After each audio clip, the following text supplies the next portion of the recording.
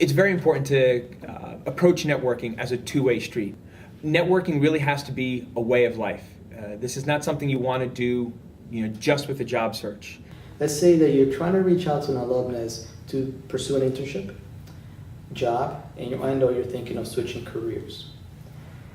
At the beginning, I would say that the follow-up emails are very, very important. So let's say you have an alumnus agrees to meet with you to talk about an FTT internship in Hong Kong. Let's use that example. And he says, okay, I can talk with you, let's talk on Friday. After the conversation that you have with that alumnus, it's extremely important that within 48 hours, you send back some sort of reply. Email probably work best, thanking him or her for their time. The common theme, I think, with any kind of networking is finding something in common, something that they will remember you by. So a couple months down the line, when you ping them again, shoot them an email or give them a call, they remember you as, oh yeah, Linda, the Notre Dame girl. It's important for you to stay in contact with people. If you don't, they're going to forget who you are.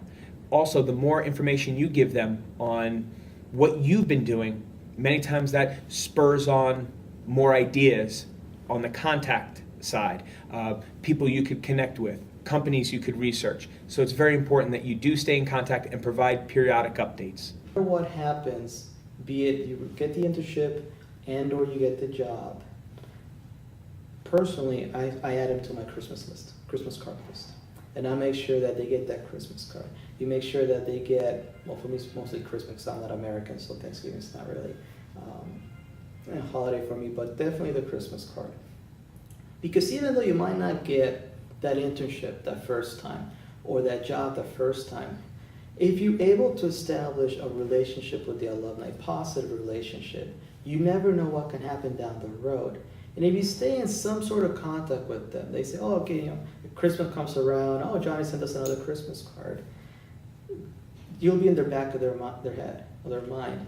And if something ever pops up, you'd be surprised you shouldn't be surprised if you get an email or a phone call from a alum say, hey, John, I remember we met 3 years ago. Something came up. I think you'd be a good fit. If you're still interested, boom, here you go. What's appropriate to share about yourself would be a little bit about your background and a little bit about your interests. So, things that that you've done in your past that would relate to the purpose of your meeting, your networking outreach, or interests that you have, why you want to get into that particular field, why you're interested in a particular company. It would not be wise to share with an alumnus, I'm the beer pong champion for my dormitory. Those are the kind of things you want to stay out. You want to remain as professional as possible throughout the whole time.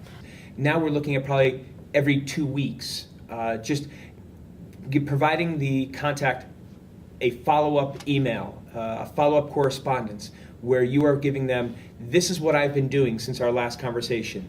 This is an update of what I've been doing since our last interaction. It's important for you to stay in contact with people. If you don't, they're going to forget who you are. The Notre Dame network is the strongest network out there. And if you can find somebody who went to Notre Dame, if you're looking for somebody in a certain field, if you can find somebody who went to Notre Dame, it's obviously the best way to go about it. And from my experience, Notre Dame people always look out for younger, for any other Notre Dame alumni. However, with networking, I really want them to do the talking. I want to ask open-ended questions to get them talking, because the more I learn about them, that's the more information I can take away from our meeting.